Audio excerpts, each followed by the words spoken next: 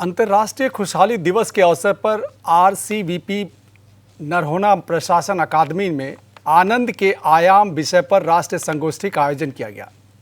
कार्यक्रम का शुभारंभ प्रदेश के मुख्यमंत्री डॉक्टर मोहन यादव ने दीप प्रज्वलन कर किया।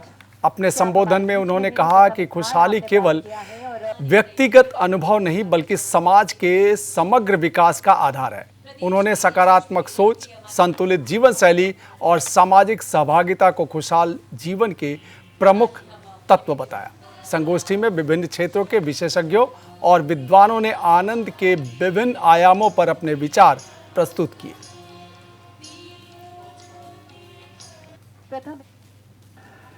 आनंद के आयाम और अंतर्राष्ट्रीय खुशहाली दिवस।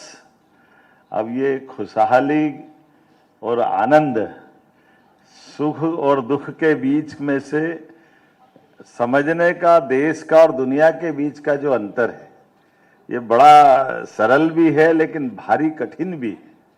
हमारे लिए महाराज जी ने भगवान कृष्ण के जीवन के प्रसंग, उनके मुखारविंद से गीता और गीता के बाद गीता के बारे में लोगों की मान्यता, समझने के भाव, ये सही है। भगवान कृष्ण के जीवन के कष्टों को भी हम समझ सकते हैं, उनके माता पिता के कष्टों को भी समझ सकते हैं। कभी कभी ध्यान ही नहीं जाता है यशोदा मैया पे भी क्या बीती होगी। कुछ कुछ चीजें तो अद्भुत है जिससे हम पकड़े अगर तो ध्यान में आएगा।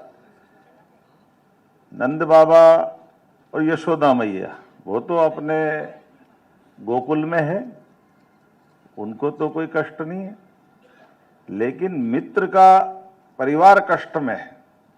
और मित्र के परिवार में कष्ट क्या है, वो स्वयं जेल में है।